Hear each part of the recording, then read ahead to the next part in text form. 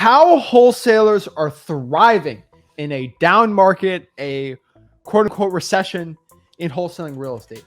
What is up, guys? Zach in here. Rick in here. And in today's video, we're talking all about how we are crushing it. Hate to say that word, but it's true. We are making more money than ever in a down real estate market, and how pretty much everybody that's actually listening to us and not the real estate wholesaling other people in the industry that haven't been through it, the gurus, quote unquote, how they're not listening to them and how they're actually listening to us and they're actually doing well. We showed you last week hundreds of thousands of dollars of checks people just send in every single month because insane. They listen to us on exactly the real way to wholesale, right?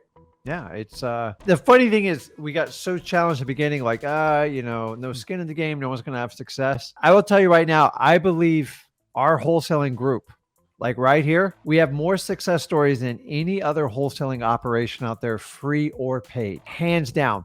You know how you do that? You just help people out, you show them exactly what you do, and you give them the actionable steps to take. The rest really is on your shoulders. So It's really a credit to what you guys are doing. And it really disproves that old school business model that I told you guys. Everything is pay for play, because at the end of the day, you have to keep coming back. So the fact that you keep coming back to us and we don't go anywhere completely disproves that model. You guys are the ones having the success in doing it. So we've already broken that business mold, and it's up to you. If you guys want to take the actionable steps, it's there. I believe wholesaling is not complicated. I just think we overthink everything, and it's somewhat from our old mindset because that's how we were brought up in school with our parents and our family.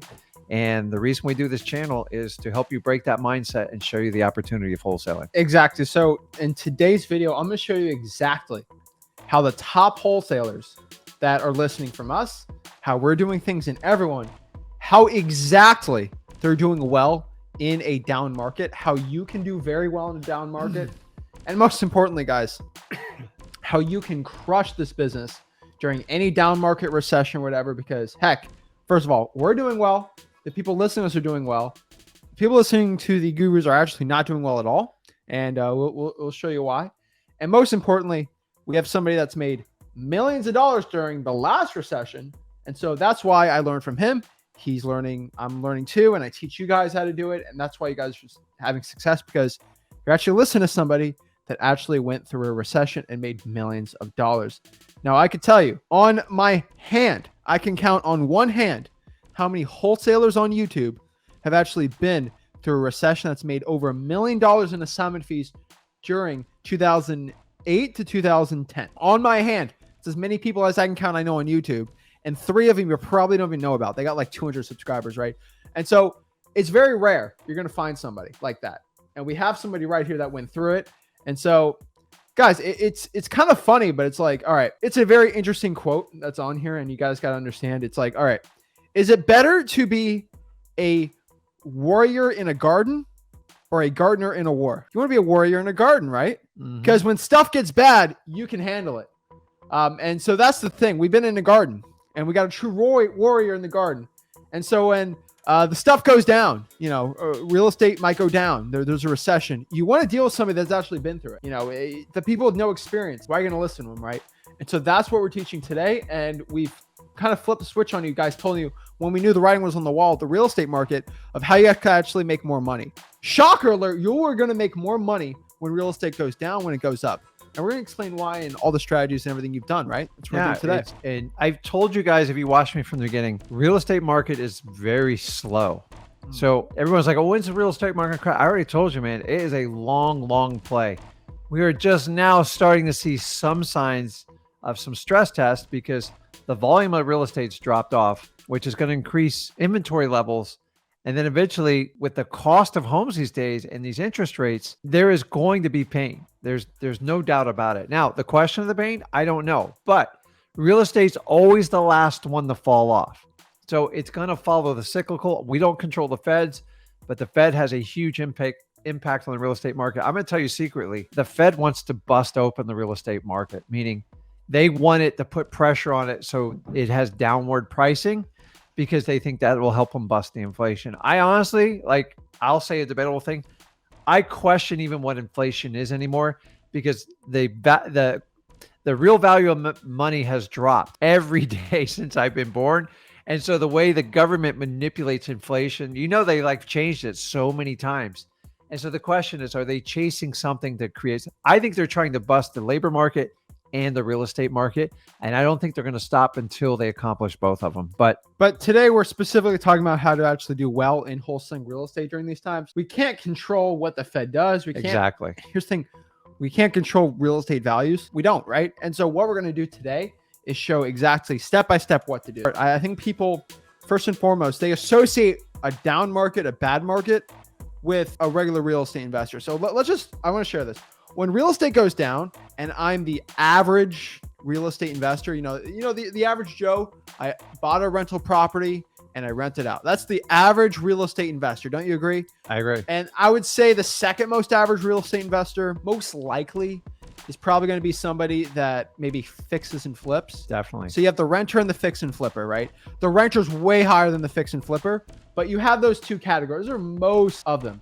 So you got those two, which happen to be our cash buyers, FYI. But really, those are the two. That's really wholesaling. Yes, there's millions of wholesalers, but there is millions and millions and millions and millions of those. Like the real estate investing economy are those people. And then you got the home builders and real estate investors, right? That's what I call. Okay. And they got the realtor industry. So really you look at the realtor industry and then the investing community, which is rentals and flippers. When real estate prices go down, that hurts all three of those people. From the top, let's talk about if I'm a landlord, my equity goes down and I get less in rent. And my costs stay the same. So as a rental person, oh my God, the real estate going down, this is ending everything for me, right? Of course. Yeah. And if you didn't buy right, it's going to stress you out probably to sell your asset. And they have, guess what? The worst part, a lot of them have a ton of debt on their house, on the rental property, because they all love debt. Oh, 1031, debt, refi, it's stressful for them. And long-term tenants. They might have just signed a 1-year contract. And honestly, if it's not cash flowing with you and the tenant in there, how are you going to sell it? And that's the real struggle. That's what a lot of people are doing. This new market, which you forgot to add on that, is the short-term rental market.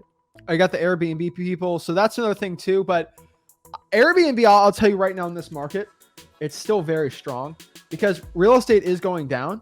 Not insane, but the economy, the people spending money is still very good. That hasn't really changed. So Airbnb is actually one of the most protected ones. If you're in a destination location, like if you're in Destin, Florida, Fort Myers, and you got like a place that's water, near the beach, lake, mountain, it's good.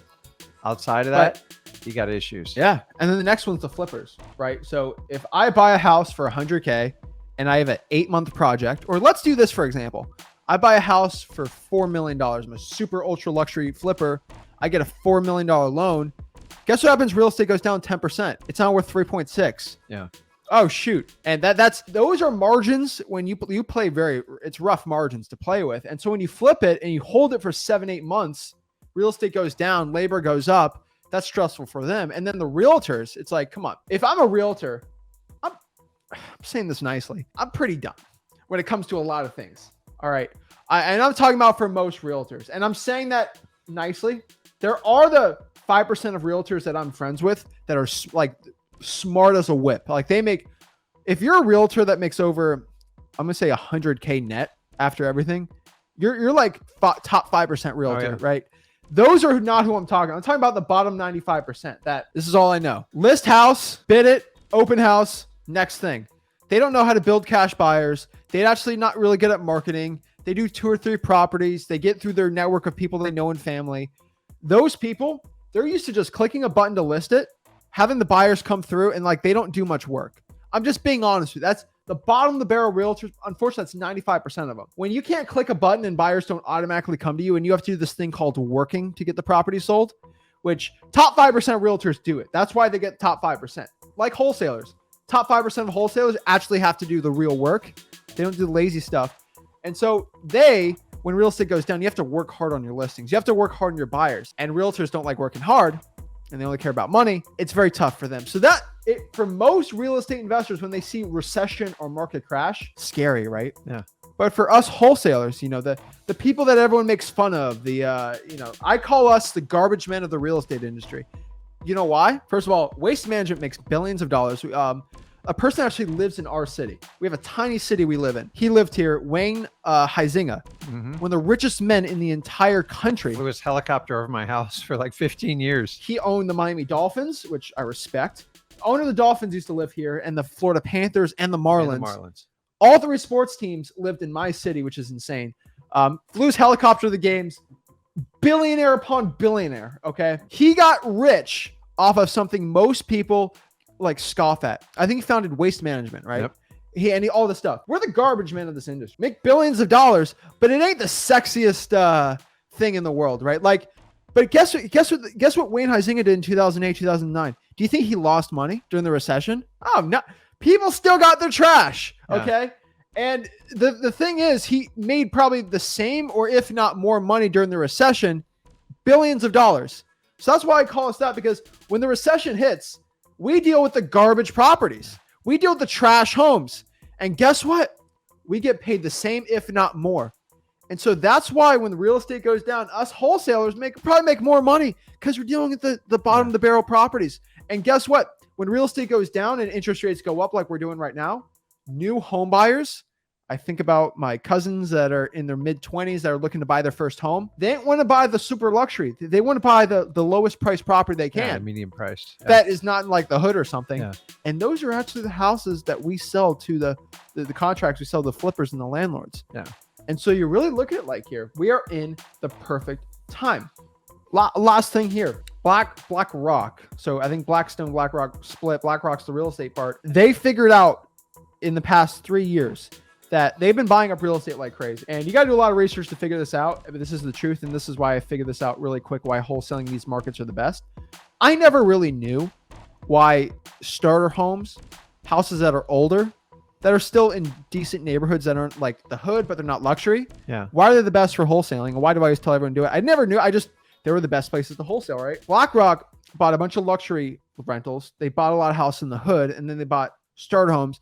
And they're only basically buying starter homes, which are older houses that are smaller, that they don't have to put too much renovations and rent out. And they figured out that's the only houses they buy now. And that's driving the real estate up on those. And those are the houses that are usually the most distressed. Yeah. And I figured out if we can do that and focus towards those properties, you can get really rich in this business. So guys, I want you guys just, before we break down the info, which I know we're dropping a lot of info, but this is the stuff you need to know, not what you want to know, but you need to know that we are garbage men, waste management of this industry where, yeah, the realtors might not like us, but we make a lot of money when real estate goes down. When real estate goes up, we make money, and we're pretty much immune to it. And we don't have debt. That's the best part. Yeah. And the funny thing is, like, I tell all of you, because I've been doing this, I'm on my 21st year, is being a wholesaler, do not try to explain to your family and friends, other than the ones that need to know, like what you do, because they'll never wrap their head around it. Perfect example. I went out to dinner last night. It was actually a little bit of a work function, but some friends showed up. It was an outdoor restaurant. And you know what the lady's question was? She goes, Rick, I know you're in real estate. Are you okay? Are you okay? And here's the guy, I don't even fight anymore. I go, I'm good. I'm going to survive. It's like, they just assume I'm getting my butt kicked when the real estate market's down, when actually it's quite the opposite effect. But this is the reason they talk to us like that, is because they assume we're some form of realtor. And I get it all the time. I laugh. Guys, wholesaling doesn't matter, because if you're a fix and flip, you have to speculate to a point. It's the only way it works. And if you're a buy and hold rent guy, you're playing out the real long-term gain, and it is not passive income. It's actually, you got to work for it. What we do, some people go, well, wholesaling's a job. Well, if it's a job, it's one of the highest paying jobs I know out there. You call it whatever you want. It doesn't matter. Yeah. Wholesaling works. Like he says, regardless of the economy, you have to take your garbage out. Hopefully you have to take a shower. There's just some industries that stuff has to work. And what I learned is, whenever people hold back on decisions, which is what's happening right now, a lot of people like, I got low interest rates, I'm not going to go. The average person in the United States only keeps a mortgage for just under 6 years. Just 6 years. That's the average. So why do we do 30-year mortgages? Beyond me. So keep in mind, it is going to be a lot of pent up demand. Because one thing I've learned, when the economy like goes over a cliff, if it does, I don't have a crystal ball. I'm tired of people making predictions. It's like a bandwagon effect. So people just panic. So whatever's on CNN, Fox News, or something like that, like, oh my God, the economy's falling apart. And they create this self-fulfilling like doubt. And that's when you start finding people like, oh my God, things are gone. I don't want the economy to break, just for full disclosure. I don't want people to suffer, but I've learned when everybody else panics, I'm going to do the complete opposite. But like, if you wholesale every day, you don't have to change your mindset or your mentality. You just got to keep in tune with how the seller's feeling and what your cash buyers need. Yeah. And like, for example, guys, you just can't assume that when the real estate market goes bad, it's bad. Like, for example, when stocks go down, most people freak out. It's their 401k. But day traders love that stuff. They make a ton of money off of doing that, right? Do it. Yeah. And I know a guy we work out with. He runs a hedge fund, rich dude. I like talking to rich guys. I'm always like, oh my God, like, are you freaking out over the market or whatever? He said, no, I figure out he's a hedge fund, but he does commodity trading with like algorithms. And so he makes more money when it goes down because the algorithm. So it's like, guys, in wholesaling, we're day trading real estate to a point. And so what I mean by that is I call it month trading because it's really month trading because you only focus on real estate on the month value. So if you lock up a deal for 100, sell it for 110, 10K. Yeah. So it's like a stock. You buy it for 100, you sell it for 120. Here's the thing. You don't own the stock. You own the option on it. But you have a lot more control, in my opinion, in wholesaling real estate. You have to actually put money down because you're putting risk, and honestly, you're not control of the outcome. You look at information and you hedge your bet, which is what we call. It is speculating to a point because there is risk. And guys, I would tell you, well, the risk for wholesaling is your marketing, and if you get out with the inspection period. Correct. But you give me 10 successful wholesalers and 10 successful day traders, and unless they're trading with incredible resources, like millions, if not billions, there's just no comparison. Night and day. And so that's the reason is because the risk for day trading is all your money. The risk for wholesaling is the cost it did to print that paper. And so that's the cool part about this business. And so that's what we want to get into today and really just share, because I'm telling you, you make more money and you do more deals in a recession than in a regular market. And you're living proof of it. And a lot of real estate investors that went through it have done it too. So guys, just understand, from 2008 to 2012, it was like a promised land that I've never seen. But the thing is, when you're in it, people don't recognize it till you're out of it. And that's what I want to make you aware of it today. You're looking around so wholesaling is you don't have to predict the future. That's the beauty of this business. Month trading. When you do fix and flip and you do rentals, you do have to hedge a lot of long-term stuff. But the reality is, I remember 2010, 11, I'm just like, man, this is a lot cheaper than it normally is. But like when you're in it, you don't recognize it. Yeah. And it takes an incredible discipline and like thinking outside of what the norm is, because all you hear is negative news. Guys, when you start hearing negative about real estate, it's just a matter of time before it gets to the seller's computer or TV. And then it's a self-fulfilling prophecy. But people are like, I don't understand. Real estate hasn't fallen off the cliff. I told you from day one, it is an 18 to 36 month cycle before you even get into it. And you got to understand, the dig out is just as long. And so we're evening out on inventory. Prices are flattening, and it's really challenging to get a mortgage right now. So if you guys have ever had someone getting qualified for a mortgage and stuff, the underwriting requirements are still very strict from the last fiasco we went through. So people actually have to make money. And remember, every time that interest rate goes up, it's going to put downward pressure on what the end buyer can afford. True. And that's why you have to stay right now. Now is not a time to go to these speculative homes. Yeah. That time that book's shut because you're taking tremendous risk. So stick in your medium price homes or below, because that's where the sellers. So remember, if someone buys a $300,000 home and they're getting a 6 or 7% interest rate, dude, the numbers are really big on it. And you got to understand, they got to come up with at least 3 to 5% plus 3-month escrow and all the closing fees. They're still coming up with, 40, 50 grand just to buy a first starter home. Yeah. Like, the world has changed on it. And then the payments are like through the roof. Now they can refinance down the road type of deal. And remember, most of those people are getting like what they call mortgage insurance, which adds $200 a month to their normal payment. So this is the stuff that's going to stress it. The lower price homes are going to get more pressure to sell, and the upper echelon homes, people are going to get competitive. They're going to include closing costs. It used to be really cool to get a flat screen TV. I don't think anybody cares anymore. I've even seen cars thrown into it. So we're going to watch that unfold. I think by this summer, you're going to see some serious incentives for people selling prices well above the median price in your market. I mean, we can see it whenever. So guys, just letting you know, the past 2 to 3 years of wholesaling ain't the quote unquote real wholesaling that many experienced wholesalers are used to.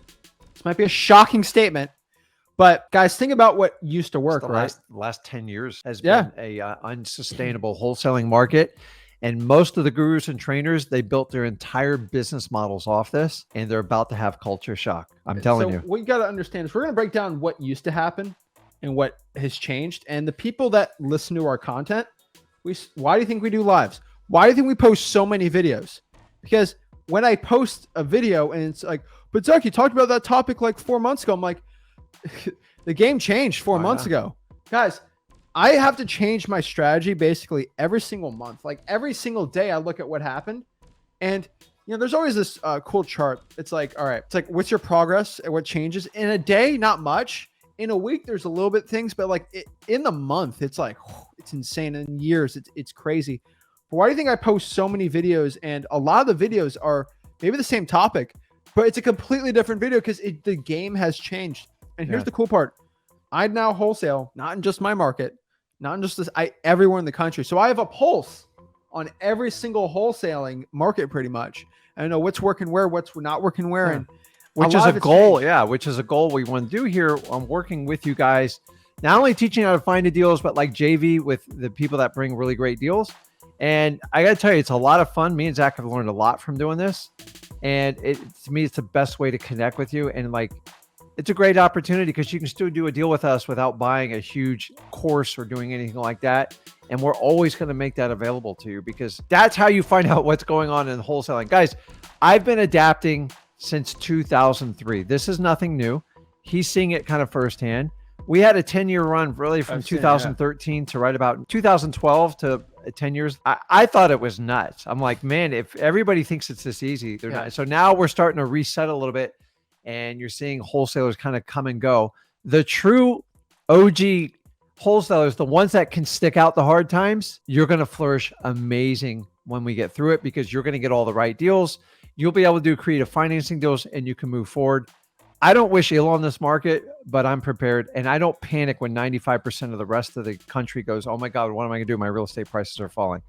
In my day, you bought a piece of real estate and then you sold it 20 years later. And if you made a profit, you did well. And now everyone thinks they're going to make $100,000 after they buy a house after 3 months. And so this is very similar to my people I know in North Carolina, South Carolina.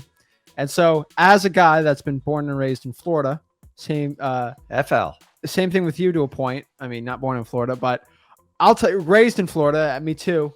Whenever there's a hurricane, I kind of just roll my eyes. I look at it. I'm like, okay, do this, put the shutters up, deal with it, right? I don't have shutters anymore, but I got the hurricane windows. But like, that's the thing. It's like, for me, it's like 2 or 3 times a year, hurricane, nothing to me, right? And the thing is, like, if a hurricane's going to hit somebody in North Carolina, the world's ending. Oh my gosh. Yeah, they really. And here's I've been through it. I know what the worst is going to happen. I know the best. I can see the forecast. I know the cool part. That's easy. But the thing is, that's how the real estate market is. A huge hurricane blowing off the coast of Africa with the Sahara Desert and then it vortexes and comes over. I know a hurricane's coming like a week or 2 before. You know what's a tornado? Because a tornado happens like this. That happens all the time. And so here's the thing. The real estate market's like a hurricane. We have the forecast. We know kind of the spaghetti model and we kind of can guess how hard it's going to hit and where. And that's the point. Like we have a hurricane, it's hitting, but like we know it's not going to be a category 5. It's like a category 1, maybe 2 that might hit us. But like nothing crazy, right? Yeah. And so just letting you guys know, it's not that crazy, right? And so you just got to understand that why do people in Florida not really care about hurricanes? Is like I've been through it so many times because they overhype every one of them, and I get phase PTSD on spaghetti models because they're trying to anticipate a storm off Africa 2.5 weeks before it hits us. They go, oh, it looks like it's heading towards Florida. And what we've learned is even when I didn't do real estate, I had a tough time keeping my 50 employees focused because all they do would watch the TV and the computer. Yeah. And like we would shut down business for a week and then the dang thing never hit us. And then we lose revenue for an entire week. And I don't want you guys to do the same. A lot of people do too. So like you look at it, you make your best guess, you go from there. But but here's the thing.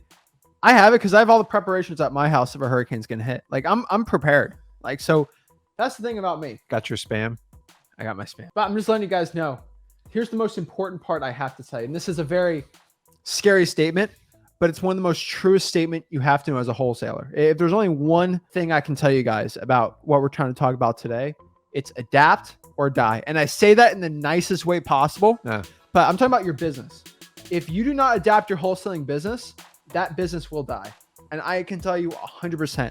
I see it every single time. It's how entrepreneurship works. If you are going in the way of phones and you ended up being like a Motorola, which I think so talk about BlackBerry. It's like, okay, we know where smartphones are going.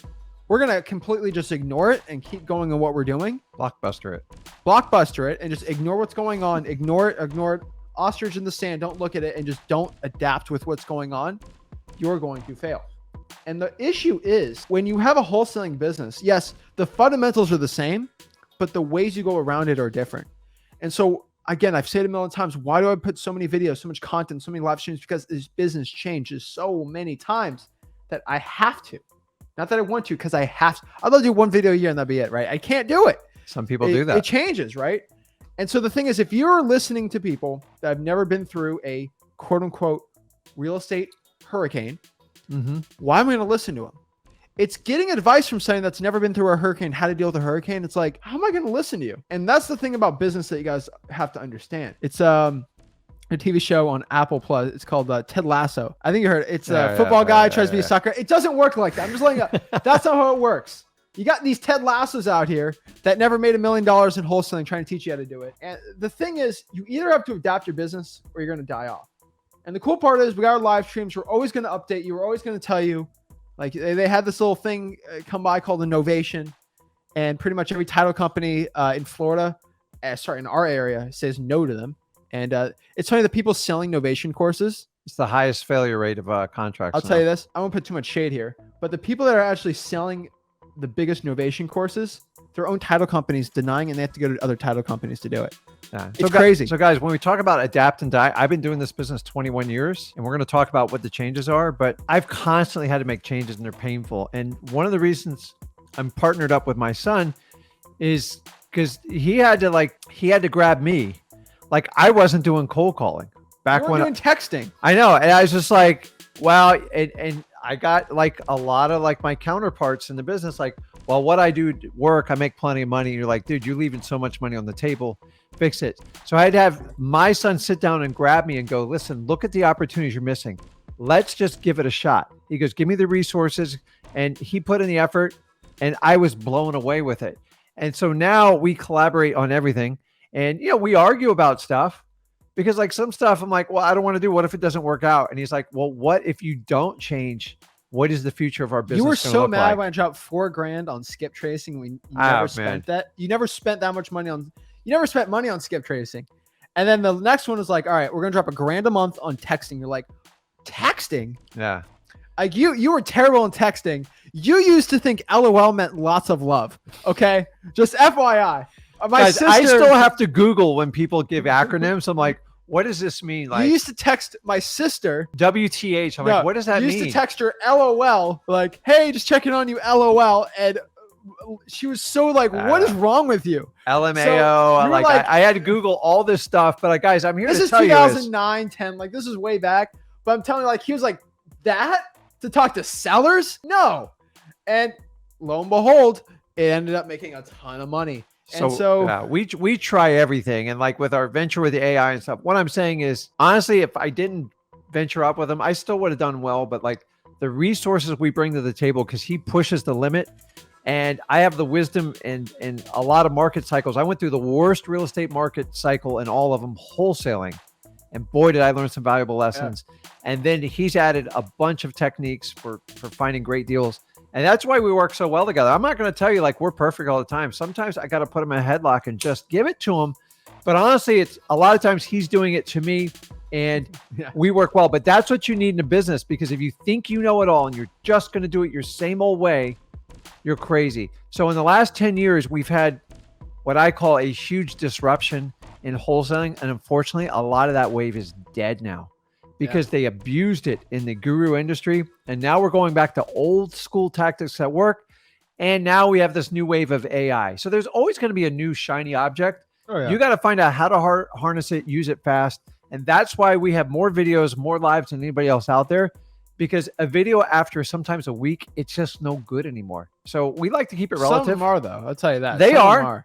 And I think it's the greatest way to connect with you guys with these lives. So we've done the best combo with it. So we went through a lot of adapt and die ourselves.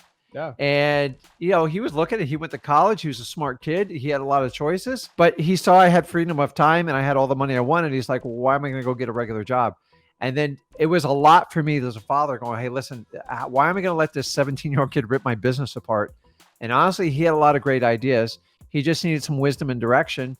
Yeah, and now it's dead split. Like we both contribute to everything. So if you have that opportunity in your business, you always got to look at it new. And I don't look at what my competition does. I only look at what types of deals can we get? How can we connect with them? And what do our buyers want? That's it. You guys spend too much time focusing on your competition. Most of them are lying to you anyways. I've spent way too much of my 20 years career worrying about what my competition is doing. Once you forget about them, it's a huge relief off of you, and you can focus on things that will actually get you deals. That's it. It's so funny, but I just telling you guys, and like when a lot of people out here, I don't want to go on tangent, but when you have a partner, you and your partner together shouldn't 2x the results. It has to 4x. Like you and I, when we combine, we about, I'd say 6x our result. We don't double it, because double it, you split it, you make the same amount. Well, that's the point. So you create a synergy. That's the minimum. If you partner up with someone, if somebody, and by the way, when you let a partner buy into your business, boy, like you can sell anything. The problem is you give up a lot of control and a lot of directive control. Yeah. And to me, that's hard. Now, if I want to bring in a partner and I can, a minimum, I would tell them that you have to double my business. And if you can't do that, why would I partner with you? Because now I got to train you, do everything. And so the idea is you got to bring someone that complements what you do. So Zach did a lot of it. And any of you have ever worked with family, it's harder than you think it is, because you know the person, you know them their entire life, especially if they're your kids. So it's a unique relationship. It's tough. Me and my wife worked in the business, and it was challenging when we started because she didn't understand wholesaling. She was a school teacher turned into a realtor, and trying to have her understand my world was different. So Zach grew up seeing it the whole time. He just wanted to figure out how like we could adapt the industry to really maximize it. And that's it. And then I figured out how annoying these real estate gurus and coaches are. I'm like, let me just give everything for free.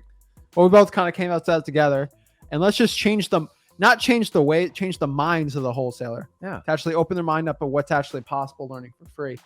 And you know, it's someone will come back in 50, 60, 70 years if we're not here anymore, and they'll change it another way, right? So you just got to adapt or die. Like, for example, we tried RVMs, and then everyone started getting sued from RVMs, and we stopped. But RVMs could have been the most amazing thing ever. We just had to test it out. Now it worked, but it's not worth getting sued. And we were in a state where it wasn't going to work. And you know what the reality, guys, is we're in a society where all we do is copy each other. And don't get me wrong, copying what we do will get you started. But at some point, you got to take control of your own ship and put your own spin on it.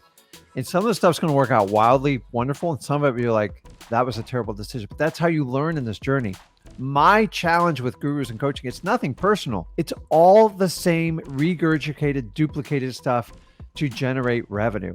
And that's my problem is, so this industry's time for a massive change. The old school coaching model, I've already told you, I'm out to change it. It doesn't work. And if you notice, like, once again, I'm not doing references, but all the people with the big paid programs, they all stick together. Why? Because they have a collective interest. So the person who goes against it, we're different. You guys are ready for a change. The world has changed, technology's changed, and you need a more collaborative effort to where you can do deals without having to pay these big giant fees, regardless of where you are, how old you are, and how much money you have. I think it's an antiquated service. I agree. And one thing I'll tell you is I don't think these gurus, I want everyone to understand, clarify, we don't think they're inherently evil because they charge you for learning it. You know, everyone does that. That's fine. The big issue I've had, and I still have, and I always had, is the information suck. And that's always the problem. Like, I get, okay, you're spending your time, fine, you got to pay. That makes sense. Yeah. But the issue is you're paying for trash info. But you can't look at the info even before you do it. And that's the problem. And so I always look at them like, all right, how can a broke kid, 17, 18, 19 years old, make 100K? That's bare minimum, in my opinion. That's life-changing money for any 18, 19-year-old, because wholesaling is the last freedom for it. You can't get any information unless you pay $5,000 for that with the guru. That's my problem with the guru. I see $200-$300 coaching programs. I'm like, fine, it's not terrible, but the info sucks. Yeah. And that's the issue I have. And it's always a funnel to something crazier. And so my main issue with gurus, and I want everyone to understand, people think, oh, it's because they charge. It's like, no, it's because their information is so bad. And it drives me crazy. But guys, how do we know it's bad? Because a lot of you guys do guru course and then you come here and you get success with us and you're like, my God, yours is night and day. We make ours 100% transparent. Every guru has my course. I know they're copying it and doing it, but like, listen, I could give you the roadmap on how to find it. Like at the end, you have to take the action. You got to do the actionable steps to do it. And that's why I know. But to me, it's like, would you give a stranger $5,000 or $10,000 not knowing exactly what you're getting in return? Because that's how most courses are. And by the time you paid, you're never getting your money back. Like it's going to be like, you're going to be pulling teeth to do it. And that's the challenge. My thing is, if you could look at the course, take like a 7-day, trial run to see if the content's there, see what the coaching looks like, stuff like that. Go to realtors.com. I would actually be fine with that. But why is every course you can't get any transparency? Why is every course $5,000? There's got to be a reason for it. And guys, when I started, these courses were $20,000 and money's worth 3 times what it was back then. So that just shows you the dilution process, because there's a big narrative out there. Like you can make millions coaching people. Let me show you how to do it. And there's what you can collect all the money you want, but at the end, they have to fulfill their obligation. And if you ever try to coach 1,000 people and promise this personal service, someone's getting disappointed. So our problem is the information. Info. It's the thing. And then it's the exorbitant rates. It's insane. But guys, I want everyone to understand, I don't go after gurus because they just charge $1. That's not my issue. I do believe in a free market, but the free market of the info sucks. And if I can give it for free, why are you going to pay for it? Right. It drives me crazy, but Wholesaling.com, hundreds of thousands of people in there. Yeah. There's a reason why it works. And so let's get into this too. What used to work in wholesaling? What used to be the method that every guru talks about now, but they're not they refuse to adapt. To this day, there are gurus that say the seller wants too much, do an ovation. I'm like, that's the stupidest thing I've ever heard in my life. Listen, there's a rare incident. So a novation is nothing more than a replacement of a contract to help a seller solve a problem that you can't make work. So every now and then you put it under contract, you have a realtor that has a buyer for it. You pull your contract out, they put her in it. That's an novation. It's just a natural thing. But now we're trying to manipulate it for profit and eliminate our risk and put all the onus on the owner and record like highly legal documents. And if it's got a 55% failure ratio, most investors don't understand on the back end, if they don't unwind these documents correctly, they're actually opening up the lawsuits. And that's my challenge with it. They stop doing these. Somebody puts out messages, I have an easier way than wholesaling. If you guys are going to listen to that message, you're in trouble. Like that's a terrible. So we've gotten so good at catering to solving the problem. But the heart of our problem is the problem actually being solved? Or are we just selling something? So we have to understand doing stuff the correct way and the hard way is usually the fastest, easiest path. But somehow we've created a society where everybody wants an easy button. Everybody wants to eat whatever they want, do what they want, sleep in, and understand why they don't have an amazing life. You got to put in the work. There is no substitute. I don't care what you do. And guys, you win the lottery, you're going to have more hurting if you don't understand the discipline of how money works, because you're just going to give it away to people like me and Tack. Guys, you got to stop listening to gurus. And I'm going to tell you one thing about the gurus, and we're getting the info. I'm getting a lot of trouble for saying it, but it's absolutely true. This is going to be funny. Should I need to yank the mic out? Or you're going to yank the mic for me. Here's the thing. All right. Why I tell you not to listen to gurus. I get so much flack. Zach, why do you always say these gurus are broke? Because they actually are broke. I'll give you one example. I'll give you 2 examples of 2 separate gurus on 2 separate incidences. All right. There's one guru that always bragged about making millions and millions and millions of dollars. There's more than one. And, everything, right? And guess what happened to him? They got sued from another partner guru because they couldn't. I think one guy. So they were selling $5,000 coaching programs. Yeah. And I'm not mentioning anything. And their partner was actually collecting all the money for the coaching program. And they go on social media. I make millions of dollars wholesaling, right? And the one guru, because they're gurus, decides I'm not going to pay my partner anymore. Yeah.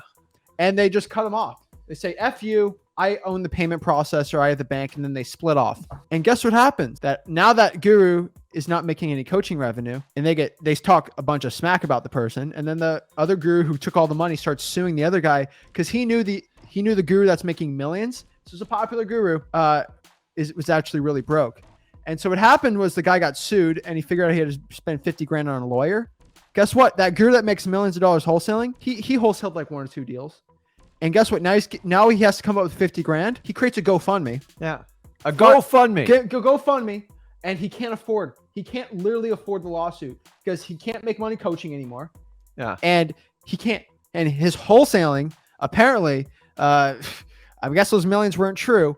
And it ended up, guys, most gurus are making their money from coaching. Like, just be brutally honest with that's one thing. That's one example I want to let you guys know. And there's another example. You guys can look it up. And here's one example. And I'm going to say this nicely. And this is the one I'm saying in the most endearing and nicest way possible. But there are other gurus out here that are very, very popular. And some, unfortunately, have passed away. And they have GoFundMes to go because they can't afford the actual funeral. And I'm not saying that in a mean way or a derogatory way, but it's like this person, their entire life, they were the person making millions of dollars. And everybody thought that. And then, unfortunately, something bad happens that you need a GoFundMe to actually afford to bury them. It's the saddest thing ever. And we've helped, but it's like, it's insane. And so the thing is, you guys see everyone on social media. And then when the truth arises and they have to come time for a funeral or something, they can't afford it. And it just shows you, I'm saying this in the nicest way possible, but these gurus out here, they can brag all they want. But when the truth comes out, they don't have the money. And those are 2 separate instances. There's a million other things like that. And these are people you can figure out yourself. But I'm just letting you know that when I say these gurus are broke, they actually are broke. Legitimately broke. And so you can't listen to them because if you put your hard-earned dollars into them and your hard-earned time and effort to try to feed your own kids and family, you're bidding that attention to people that are actually broke. And that's not going to lead you to wholesaling success. And so when your kids, their kids' future, your wife's future, your family's future is on the line, why are you going to bet it all on a person that's actually broke? It drives me crazy. Yeah, guys, most gurus, they bank on the fact you're not going to ask a lot of hard questions. It sounds, guys, trust me, it sounds perfect what's offered. If it sounds too perfect, most likely you're going to have an issue. So before you invest, you have 2 ways you invest. You invest with your money. If you're going to sign up for someone's program, I'm all for it if that's what you want to do. Make sure you have access to it. Make sure you find out how many people are involved in the program, the refund policy, and like, is it one-on-one? Is it group? Or like, how does this work? And how long do I have access to the program? And you've got to understand that because the biggest complaint we see is we didn't know all this stuff. There was even one guru at one point. You had to sign an NDA. Oh, that's a separate one. Yeah. You had to sign an NDA before you even sign up the course. Think about that for a moment. You're not allowed to say one word. Why? So the fact that we take over 26 years combined experience and make it public, not only for you guys, for any guru who wants to do it, I got nothing to hide, man. I'm just putting it out there because honestly, I'm on a mission to help out as many possible people in wholesaling. And the best way I can do it is just make it free and access to everyone. And then we have a 95% failure rate. Me and Zach look at it. We are 100% because all we do is help. And that's the end of the story. So guys, the second way you spend your money is with your time. So we really appreciate when you guys tune on these. There is an expense running all this, even though we make it free. We pay. Trust me, we pay out of our pocket. I've already explained this. It's not $100K a month, but it's very close. It's tens of thousands of dollars just to run this channel, just to run our social medias and everything. You got to remember, we have an extra video editor that works full time. So I have 2.5 really. So the other person's freelance, but 2 full-time salaries for video editors that worked at huge like cable channels that do all of it, right? And then on top of that, we have to host freewholesaling.com, which is very expensive, the website. And then we host a lot of other things. And so it's very expensive. So the reason why No Guru does what we do, No Guru does the live streams we have, is because they can't really afford tens of thousands of dollars every month to just host what we do. Yeah. We lose a ton of money doing that. Oh, but he makes money on YouTube. I'll tell you this. The money I make on YouTube doesn't even cover one person's salary. All right? It doesn't cover one person's salary. And so I'm just letting you know, I tell you the truth on this. If God forbid we get cut off all social media, I don't have to go to a GoFundMe for you to fund my lifestyle. I'm telling you, I got enough passive income coming in. We can just go ghost and not deal with it. But we do it because we know it helps the people. I have gurus currently, as of this video, threatening to excommunicate me. I've been told this. Excommunication is a very... I'm so scared. It's a very specific, like, cult word. Yeah. I was told that because of what I've said about gurus, that everybody in the coaching industry is going to blacklist me. I love it. From being on events. I'm like, what? It just honestly, it just refortifies our position. So if I get endorsed by a guru, Run. You guys better run, man, because it means I joined the posse. Exactly. So let's talk about this. So what used to work? Guys, a wholesaler used to be this person that was like, okay, don't worry on dispositions. You have a deal and you send it to a buyer and they'll buy it instantly for the highest price possible and they'll buy everything. And like people used to lock up deals for whatever the seller wanted, give it to a cash buyer, make 30 grand. Last 10 years. It's crazy. It was insane. And so it was nuts, but still, you can still make the same margins now. And I'm going to tell you why. But what works now? You just got to do this simple thing. Treat your cash buyers like sellers. And what do I mean by this? How do you treat your cash buyer? Treat them like a seller. So how do you treat a seller? You follow up with them. You care about them. You listen to them. You ask them questions. You listen carefully what they want. Their wants and needs. Yeah. And you provide solutions to their wants and needs. People used to treat cash buyers like trash. You work for me. I don't work for you. I only need one. Guys, treat your cash buyers with legit respect and they'll reciprocate back to you. I have cash buyers that buy my deals, not because of the price, but because they know how easy I am to work with. Yeah. They have a relationship and they keep wanting to buy properties from me. So when I get a really good deal, they'll actually buy. I have cash buyers that'll buy deals that are marginal at best for them, just so they can get a really good deal from us. And this is a really important part too. Make your cash buyers money. This is something that's never been done before the past, I'll call it 3 years. I'll call it 3 years. A lot of these cash buyers used to sell deals with no meat on the bone, where the cash buyer legit would lose money on the flip. Guys, I make sure my cash buyers make money because when I have one cash buyer and they make money, they come back. Yeah. It's insane. It's like Chick-fil-A. The experience is so good. The experience is so good. I'm coming back. And the thing is, if your cash buyers make money, they're going to come to you. And guess what happens? There's competition because when deals are easy, when real estate goes down, it's really easy to get deals. In my market, there might be 15 wholesalers sending properties to this one cash buyer. But here's the thing. It's like, okay, Burger King, McDonald's, all these fast food restaurants are trying to compete for my lunch. I'm going Chick-fil-A. Yeah. It's amazing, right? And that is the thing you have to understand. If the cash buyer makes good money with you, they're going to go with you every time versus the other competition. And not a lot of people talk about this or think about this, and no guru ever talks about this at all.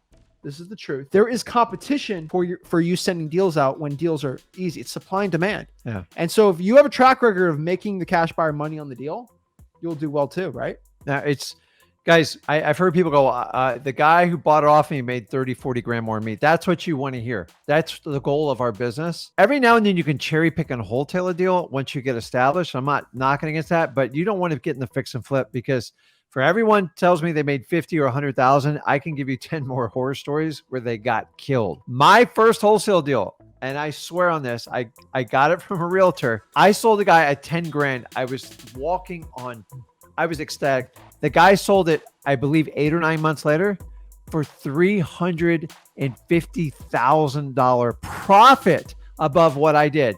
And I got a little bit pissed at first. And then I thought about it. I go, you know what? He's been in the game longer. I provided a service. He saw the value. He executed fast. It accomplished something for me. Without that 10 grand, I don't know that I'd be sitting here with you now.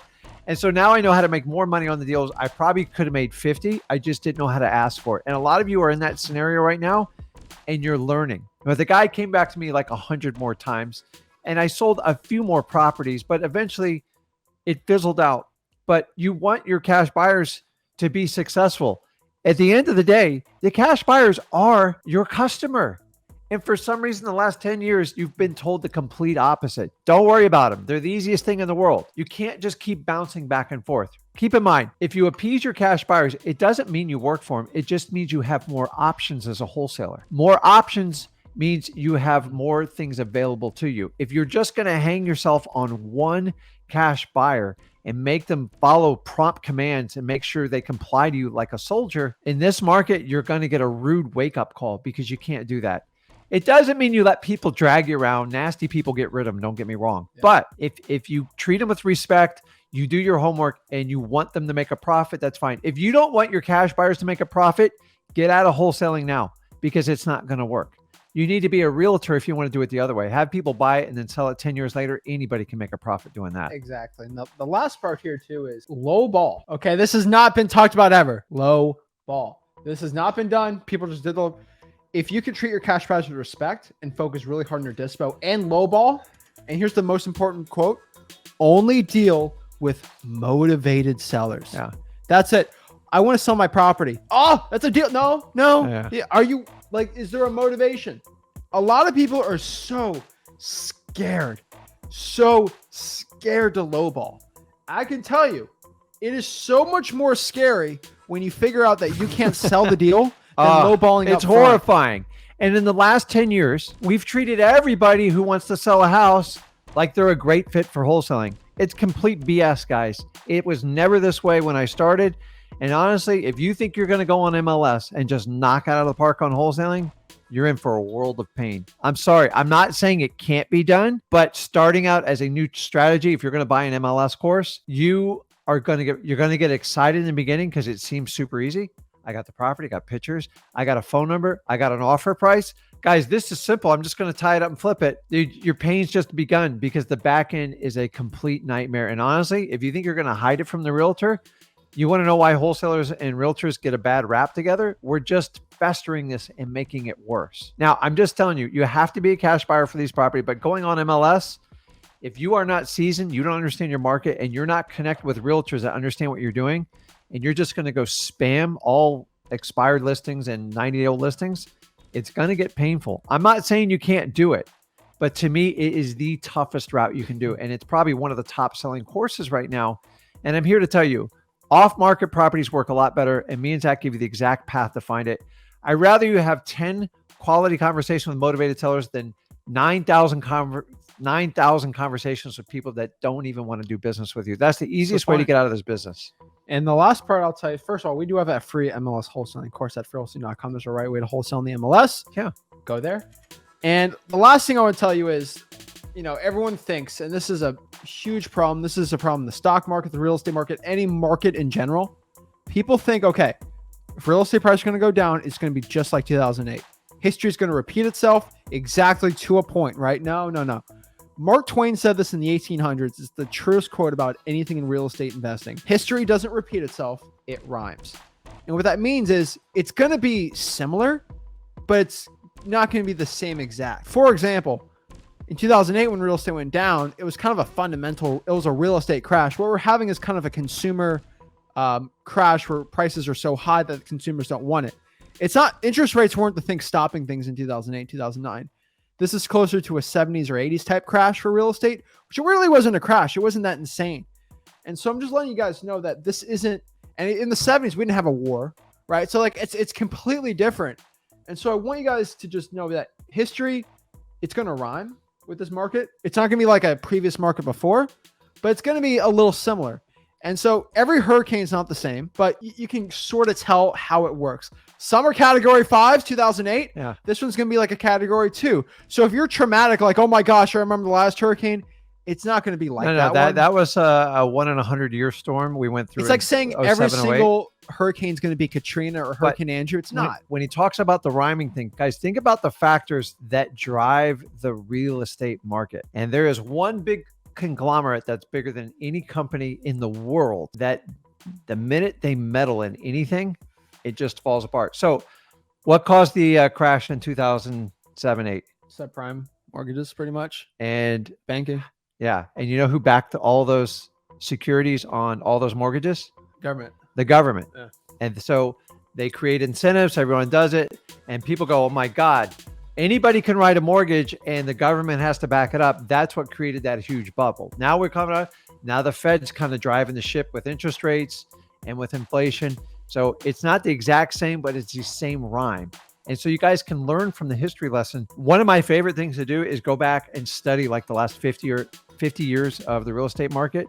And he's completely correct. People are trying to duplicate what happened in 08. You can't. You just got to look for the rhyme. You bring the government in and they start doing it. So what they're trying to do, in my opinion, is bust the labor market and keep real estate market prices in check. And unfortunately, when markets bust, the question is, how severe does it get? Because it's really hard to bring it back. So when real estate bust, it is a long cycle to come back. We just went through a 10-year run, guys, unheard of. And we had the lowest interest rates in record history. And I don't think we're ever going to see interest rates like that again. I grew up in a world where 7.5% was phenomenal. And now because prices are so high, it's a little bit more challenging. So look at the rhyme, because he is 100% right on that. We're all looking for the exact same playbook in '08. You're not going to find it. Just look for the rhyme. That will help guide you in what you're doing. And when people panic, study more, understand what's going on, and think long-term. Remember, I don't care what anybody says, wholesaling is a marathon. The people that come in here are sprinters. They're typically going to be coaches and gurus that want to get in and out of wholesaling. Guys, I don't get in and out of wholesaling. I've been here 21 years. I'm not going anywhere. Exactly. So guys, just understand that and you'll be led to wholesaling success. Guys, do not panic. This is something you can make a lot of money with. And I think a lot of wholesalers get really freaked out over that. But here's the last part about hurricanes and real estate investing. It makes me, the similarities are insane. So for example, hurricanes are really scary for people in my market, which it's true. But here's the thing. Every time a hurricane happens, I have the biggest boom of my entire life for wholesaling like a year later, because all the houses are damaged. Guess what happens? When the economy gets damaged, all the houses get damaged too, and that's great for wholesaling. And it doesn't take a year. It takes literally instantaneously. So yes, there might be a storm that comes, but just like wholesaling with a hurricane, you make a ton of money with the damage that happens from that storm. Yeah, and any pent up demand. Like honestly, '08, '09 was the toughest time I ever saw, but like I still did deals, guys. Millions. And so, but the problem is a majority of investors, real estate investors, are sitting on the sideline and they're trying to decide when to catch the falling knife. What they wanted to do is bounce off the ground and catch it on the way up. But as you guys, it's almost impossible to time a market.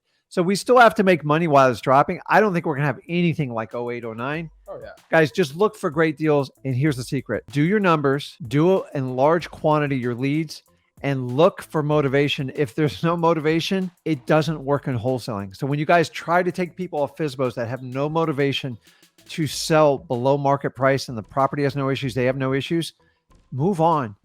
Let them talk to a realtor, because that's what realtors need to do. They need to talk them off the ledge. And even the realtors have to beat them up the list for a realistic price.